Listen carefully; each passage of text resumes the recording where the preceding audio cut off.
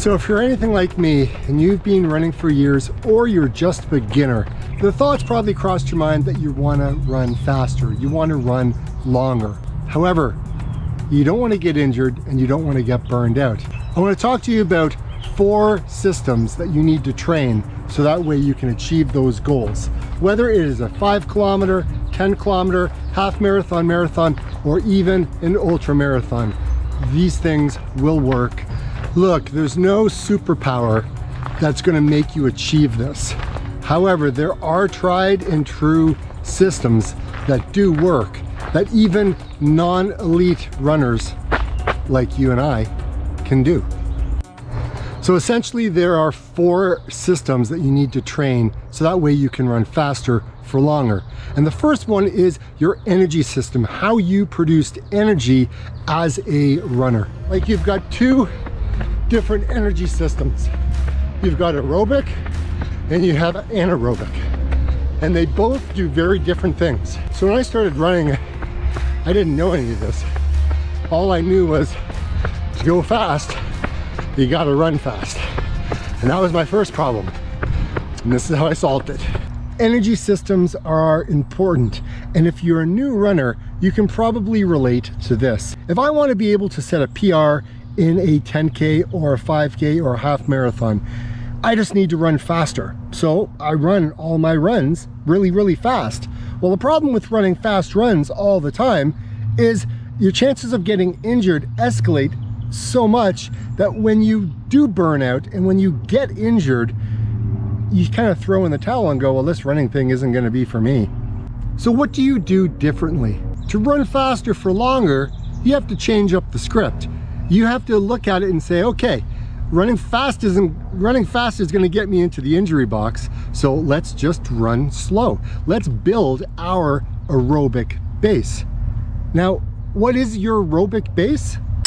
The aerobic base is your fitness that allows for sustained, long-duration activities at moderate intensities, such as 1+ hours. It's built through consistent, low to moderate intensity exercise that enhances the efficiency of your cardiovascular, respiratory, and your muscular systems. The purpose in developing a strong aerobic base improves the body's ability to burn fat as fuel, increases your stamina, and prepares the body for more intense training sessions. The anaerobic system. Anaerobic training is essentially improving performance in activities that require short bursts of high, intense effort. This type of training focuses on enhancing the body's ability to generate energy without relying on oxygen, which is crucial for activities like sprinting or high-intensity interval training, such as 400-meter repeats, 800-meter repeats, 1,500-meter repeats, high-threshold training. Hard effort, sustained for a very short period of time. That's why running 400 and 800 meter repeats on the track are so hard, so uncomfortable. It's because it is just outside of what your aerobic system, it's just outside of what your anaerobic system can sustain. And it is something that just hurts so much. The lactate just builds up in the legs and will just ruin you. So how does somebody train the aerobic system? Essentially, you're going to be doing a lot of slow, easy, conversational paced types of runs. I mean, we're talking runs that you would probably laugh at if you saw somebody running. It's that slow. Sometimes I can walk faster than I could run slow and keep my heart rate low. I mean, these runs are so slow that if you're getting out of breath while you're out running, then you're definitely going too fast. If you can keep your mouth closed while you run, that is a really good way to determine whether or not you're building your aerobic base. It's using your fat storage as fuel to propel you forward. You don't need to load up on carbs and all the goos and everything else to go out for a run if you're running this slow. It's all about training volume and consistency. The more that you run at these slow paces continuously, it's like money in the bank.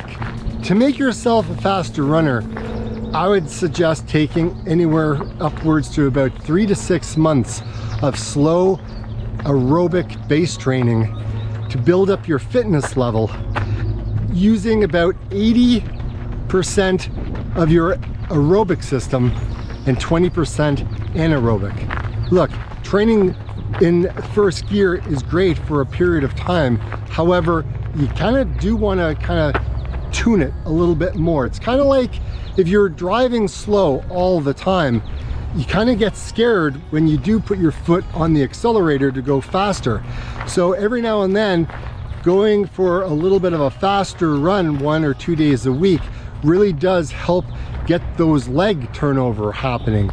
And you can incorporate what I call strides at the end of one of your runs. I mean, it's something like 60 to 80 meter sprint at the end of a run, just to help you understand, get the brain thinking about, oh, this is what it feels like to be able to run fast. This is what my muscles and my legs need to do to be able to achieve that. Because again, if you don't, I mean, you kind of get freaked out a little bit because you haven't done it in a while. And if you don't use those muscles, I mean, again, it's a brain muscle too, right? If you don't use those, it's hard to push through. The question that, you know, I tried to answer for myself was, how much training volume should I have in that week? And I came to this: it has to be sustainable. If it's not sustainable, then what's the point in doing anything that I'm doing? So whether it is 3 days a week or 4 days a week, you just have to settle on something. I settled on, I believe it was 6 days a week, and I took 1 rest day. And I had to work my way up to that. However, when I started, it was about 4 days a week. And 3 of them, well, actually all of them were slow, because I decided that I would take on the Maffetone method. I thought I would use 180 minus my age, and that would fit, you know, that's the heart rate that I'm going to run at for all of my runs. And it worked, and it's a great system to use. However, you can use other systems, right? You can do like an 80-20, you can use the zone 2 training, you can use the Kavarvan method. There's all these different systems that you can use. You just have to find something that you can understand, you can relate to, and try these things out and see what works and what doesn't work. Because again, we're all different runners, and I'm a non-elite runner. I am more of a mid-pack kind of guy. Now, what you should notice is over time, you should be able to run faster at the same low heart rate that you've been using since you started to build your aerobic base. And you can do that by using the Maffetone method's MAF test. And that is running around a track or on a route that you have run on numerous occasions, and track once a month to see how much faster you are at running that same route or around the track for, you know, 4, 5, 6 miles. Now, the neuromuscular system is a really important one that helps you train this thing so you can make your legs run faster for longer. The neuromuscular system is something that a lot of runners, specifically when they are training their aerobic base, running slow, tend to ignore. Now, in the running groups, I have seen this posted before, that long, slow running just makes you a slow runner. And well, it can be true, and not in all cases. It just all depends on what your definition of slow is. Sometimes slow can be, hey, it's taking a long time to get to be able to run faster. And look, I want to hack my way through. I don't have 6 months to train slow to run fast. I just know that I need to just do some faster running. And well, when there is a time to do that, typically it's after you build your aerobic base. But some people just get so fed up and they just give up. Like I've mentioned it before, you do have to put in the long, slow runs. You have to build up that volume because you got to build your aerobic engine. However, if you don't fine tune your running, you're building yourself a really, really, really strong runner who can just run slow. It's fine if that's what you want, but if you want to go a little bit faster, then you need to start adding in a little bit of speed work to help with that. Look, if you've followed my channel and my story for a while, you know that I have spent a long time running slow. And while I have ignored the faster tempo runs, if you don't do those sorts of things, your body kind of forgets how to do it. And you need to be able to practice to kind of fine tune your base of an engine into a little bit of a roadster. You know what I mean? The neuromuscular link between your brain and your muscles, it also needs to be trained. It needs to be able to show that, hey, we need to get these muscles moving a bit faster. We need to be able to run more efficiently at fast paces. That's why running strides at the end of your run really helps so much. Or adding in, like, you know, some skipping. That can help as well with plyometrics. These things can really help with leg movements. It can help with speed, and it can help with the link to get those legs moving quicker when you need them, specifically if you're in a race. Now, while it is important to build that aerobic base, it's also important to add in that speed work. However, don't start adding in the speed work until you've put in the long distance and the miles and the time on your feet, specifically when you're doing the base building phase. Don't skip that phase just to go to the faster one, because that's when a lot of injuries can happen, and you don't want to beat up your body, because again, if that happens, the chances of you wanting to continue to run go down, or you have to heal from the injury that you picked up. Now you're not running, and a lot of the fitness that you had started to gain, now you're starting to lose, and you got to start all over again. Muscle memory is great, but if you don't have to go down that road, heck, let's not go down that road. Now, if you're anything like me and you were like, what the heck is these strides, Dave, that you're talking about? Look, it's anything that you do after a run at a faster pace. And it's kind of like running from about 50 to maybe 100 meters, maybe less than 100 meters, and then going from a jogging state to then at like maybe a 400-meter repeat type of pace. And you do that for about 20 seconds and then slow it back down again, jog for a little bit, bring your heart rate down, and then pick it up and do it all over again. Strides can be fun, specifically at the end of one of your aerobic runs. Now, the thing with these strides is you want to accentuate the form that you're running in. You want to feel that leg being lifted up. You want to feel the heel being lifted up. You want to accentuate that. So how I do this is I think about keeping my shoulders relaxed, pumping my arms, lifting my feet, keeping my hips up, pushed, slight forward lean, and it really, really helps when you're out there and you're feeling like you've got the need for speed. Biomechanics, that's basically your running form. How sloppy are you as a runner, or how elegant are you as a runner? The third is the biomechanics, and this is your running form. And while we are all different as runners, you don't want to change, from what I've been told, you don't want to change your running form too much or too fast, because that could lead into an injury, because you've been running this particular way for a long period of time if you've been running for many years. However, if you're just starting off, it could be an opportunity to start maybe correcting some of the ways that you are running. Some of the ways that you can do this.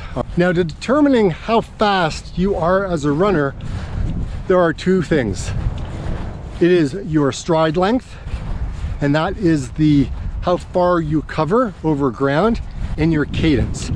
So to run faster, you're going to need to increase your stride length and your cadence. Now, the way I've been able to increase both of those is paying attention to lifting my knee and my heel just a little bit more than I would normally do while running my normal pace. Now, the higher my knee drive is and the higher that my heel comes up, the faster I get propelled forwards. Now, one of the problems I had when I started doing this was I felt like I was bounding, like literally doing these big, huge bounding movements. And you don't want to do that. You want to improve your cadence, because when you improve your cadence and the stride length, then your running form changes and you're able to run a lot faster and further, okay? So for me, I had to pay real close attention to make sure that both of those things were in place. Now, it did feel weird at first, but it did help me lengthen my stride, and I was able to go faster. And I felt pretty awesome, to be quite honest. You know, running fast on the track literally felt like Usain Bolt. But hey, as long as I'm not a triple jumper, I'm doing just fine. Not that anything's wrong with triple jumping, but again, my running doesn't need to look like a triple jumper. I need to make sure I look like, you know, maybe not Usain Bolt, but, you know, somewhere in between. Adding in hill repeats certainly helped with my knee drive. We like solutions, not problems. And things I haven't talked about on the channel, I may open up about them. However, yeah, I worry, and I worry about a lot of things. I got 5 of them done. Oh, and I feel like someone just punched me in the stomach. Look, you can do this as a dedicated run once a week, or you can add it in after one of your runs if you are living in an area where there are hills. For me, I have to go to where the hills are. I live in a flat area. There's very few hills that I can use. And the last one is strength training. Look, none of us runners want to strength train. We don't. We literally want to spend our time running on the trails, on the roads, on the track. Whatever it is, runners like to run. I like to run. However, I know as I get older, as we get older together, sometimes we have like little niggles, little things that need to be paid attention to. And for me, I've had to work extremely hard at trying to balance. I want to run, I want to cross train, and I need to work on strength. And when do I build in strength? Man, it's honestly, being fit is like a full-time job. From the time that you wake up to the time that you go to bed at night, from like 9 to 5 jobs, or if you're self-employed like myself, we kind of work all the time. It's a challenge to fit it in, as well as getting 8 hours sleep and family time. Like, it's hard. So strength training for me is one of those things that falls off to the side. I don't want it to be that way, but it is. So if you want to be able to run for longer and faster, strength training for me is important. And if you're anything like me, then you may find it important as well. Running on trails, running hill repeats, these things are great for leg strength. And it really helps in a lot of ways. But my upper body, propelling my arms, I got no strength. My core, I haven't worked on my core in a long time. And the more that I neglect it, I feel it when I go for a longer run. If I'm out for a half marathon, man, at the end of it, I feel my abs. I do. And if I would spend more attention and more time like I did a number of years ago to strength, I know that I'm able to run longer for further without breaking down, because as your muscles break down, your form breaks down, and as everything starts to break down, it's not pretty. From me to you, I wish you all the best in your training. And like I always say, get out and run. See you next week.